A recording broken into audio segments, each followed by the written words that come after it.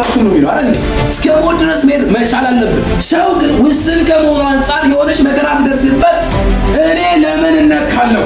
እኔ ለምን ይሄ ይደርስብኛል? ለምን የምሰራው ያንተን ስራ አይደል እንዴ ይልና ከማመስገን ውስጥ ይወጣና ወደ ማጉረምረም ይገባ። ትንሽ መከራ ሲደርስበት፣ ትንሽ ችግር ሲደርስበት፣ እነዚህ ሰዎች ግን የደረሳቸው መከራ ከባድ ነው፣ ከባድ ነው። እግራቸው ተይዟል፣ እጃቸው ታስሯል፣ የሚንቀሳቀሱበት የለም። ጨለማ ውስጥ ነው፣ ወደ ውስጠኛው ክፍል ነው። በዛው ውስጥ ሆነው ግን እግዚአብሔርን ሰለብሬት ያደርጋሉ፣ ያመሰግናሉ፣ ተባረክ ይላሉ፣ ተመስገን ይላሉ። በዛው ውስጥ ሆነው ግን ችግራቸውን አይደለም የሚያወሩት፣ የደረሰባቸውን መከራ አይደለም የሚያወሩት። ወደዛ መሄድ ሲገባ ለምን መጠን፣ ወደዚህ ልትወስደን ሲገባ ወደዚህ ለምን መጠን አላሉ። በስጋ ቢያስቡ መንፈስ ቅዱስን ባይሰሙ ኖሮ ብዙ ሊሄዱበት የሚችሉበት ስፍራ ነበረ።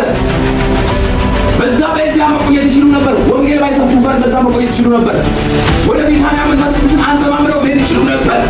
ነገር ግን እየቆሙበት ላለ ዓላማ መስራት ስላለባቸው፣ ማድረግ ስላለባቸው፣ እግዚአብሔር የመረጣቸው አገልጋዮች ስለሆኑ እንዳለ በዛች ሀገር የሆነው ነገር ሁሉ አገሮች ሁላችን ይባላል። በዚህ ክፍል ላይ እነ ጳውሎስ እግዚአብሔርን ሴሌብሬት ሲያደርጉ ሲያመሰግኑ ነው የሚታየው። ከፍ ሲያደርጉ ነው የሚታየው። ለምንድን ነው የምናመሰግነው? እግዚአብሔር በዚህ መከራ ውስጥ ሆነን ይሄ ሁሉ ጭንቀት እየደረሰብን እንደዚህ አይነት ችግር ውስጥ እያስገባን ለምንድን ነው እግዚአብሔር እንድናመሰግን የሚያደርገን? ይከብዳል ማመስገን፣ ግን እግዚአብሔር ለምን ፈለገ? ለምን መከራ ውስጥ እንገባለን እሱ እያለ? ለምን ደግሞ በመከራ ውስጥ እርሱ እናመሰግናለን? ብዙ አሕዛብ በደስታ ውስጥ እየኖረ ከችግር ነፃ ሆኖ እየኖረ እኛ ላይ ግን ነፃነት አጥተን በወንጌል ብቻ ሳይሆን በምድር ላይ በምንኖርበት በየትኛውም ለህይወት ዘይቤ ውስጥ ስናል ለምንድን ነው በመከራ ውስጥ እግዚአብሔር የምናመሰግነው? እግዚአብሔር ስለሚፈልግ፣ እግዚአብሔር በመከራ ውስጥ ምስጋናችንን ይፈልጋል። አንዳንድ ችግሮቻችሁ በምስጋና ውስጥ ነው የሚፈታው።